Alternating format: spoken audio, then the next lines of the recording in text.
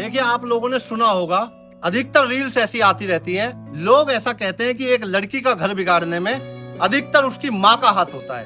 100 में से 98% ऐसा बताते हैं कि एक बेटी का घर अगर बिगड़ता है तो उसमें पूरा हाथ उसकी माँ का होता है।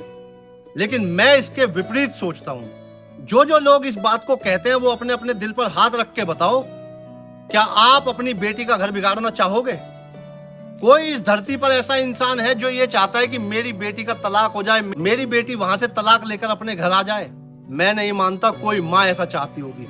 माँ ममतामयी होती है, ये जरूर सोच सकती है कि मेरी बेटी का वहां सिक्का चले, मेरी बेटी की वहां पूछ हो, मेरी बेटी की वहां इज्जत हो। लेकिन कोई माँ कभी अपनी बेटी को यह शिक्षा नहीं दे सकती कि तू अपना तलाक लेकर और हमारे घर आ जा।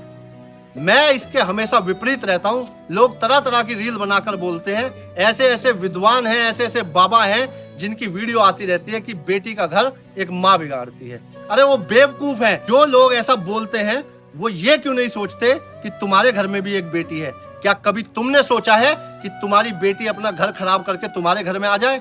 ऐसा कभी नहीं होता।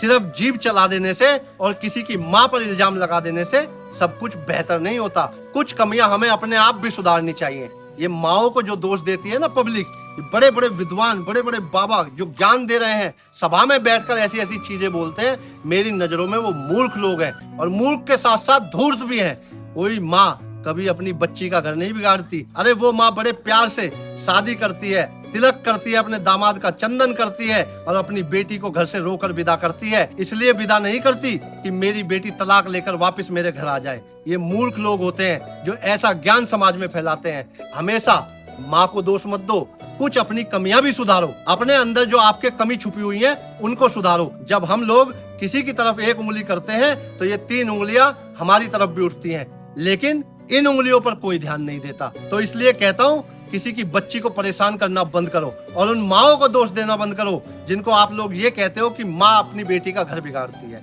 आप सभी को हमेशा समझाता हूँ, दूसरे के घर से आई हुई बच्ची का ध्यान रखो, उनका पालन पोषण अच्छे से करो। वो एक पौधा होती है जो दूसरे के घर से उखाड़कर आपके घर में लगाया जाता है। अब ये आपका कर्तव्य बनता है, आप उसको कैसे पानी देकर सींचकर उसके जीवन को उज्जवल करोगे। और जो निकम्मे लोग होते हैं वो ऐसी घटिया बात बोलकर बेटी के और माँ के रिश्ते को तार तार करते हैं। तो इसलिए समाज में सुधार करने की जरूरत है और सुधार सबसे पहले खुद से करना चाहिए। हमेशा की तरह फिर कहता हूँ, दूसरे के घर से आई हुई बच्ची का ध्यान रखो, अपनी अपनी बहन बेटियों के यहाँ आया जाया करो, अपनी बहन बेटियों का मान सम्मान किया करो, उनके तीज त्योहार दिया करो। आप सभी को मेरा जय हिंद, वंदे मातरम, राधे राधे।